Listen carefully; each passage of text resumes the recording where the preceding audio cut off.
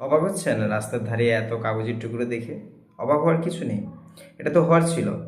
কারণ আজকে যা শিক্ষা ব্যবস্থাটা যে পর্যায়ে পৌঁছেছে, যে অবনতি ঘটিয়েছে সরকার, আরও খারাপ দিন আসছে ভবিষ্যতে, সেটা দেখার জন্য প্রস্তুত থাকুন। বাচ্চারা বাড়িতে পড়াশোনা করছে না, বই খাতা তো যত্নই নেয় না, বই খাতা কোথায় রাখে তাও জানে না, বইটা টোটালি পড়া হয় না, বছরের শেষ হয়ে যায়, পুরো বই সেভাবে ফাঁকা থাকে। মাধ্যমিক পরীক্ষা দিতে গেছে, নিজের নাম জানে না, স্কুলের নাম জানে না, ঠিকঠাক করে লিখতে পারে না, অ্যাডমিট দেখে রোল নাম্বার লিখতে পারছে না, রিডিং পড়তে পারছে না, নামটা জানে না। তারা করবে না তো কী করবে? আর এইটা এসছে কোথা থেকে? সরকার পাস ফেল তুলে দিয়েছে, আজকে 15 বছর হয়ে গেল, পাস ফেল তুলে দিয়েছে, বই তো পড়তে হচ্ছে না। এই শিক্ষায় হলো কোথা থেকে, এলো কোথা থেকে, এত সাহস পেলো কোথা থেকে তারা? তাদের যদি একটা সুশাসনে যদি না রাখা হয়, তাহলে এটা তো এরা হবেই, করবেই।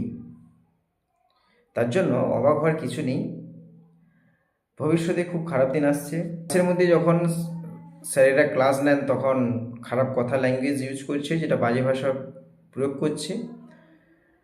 বাড়িতে পড়তে বসে না, বাবা মাও সেটা দেখছেন, কিছু বলছেন না।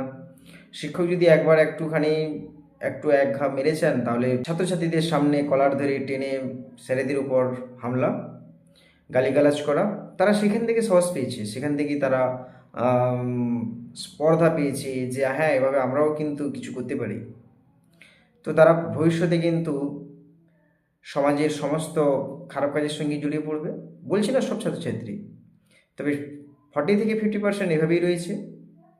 তার জন্য ভবিষ্যৎ প্রজন্মকে আমরা দেখছি ওরা খারাপ রাস্তায় যাচ্ছে, তবু আমরা কিন্তু আটকাচ্ছি না। এর জন্য দায়ী হচ্ছে গার্ডিয়ানসকে বলবো, বাচ্চাদের সুশিক্ষা দিন, সমাজের ভালো মানুষ তৈরি করুন।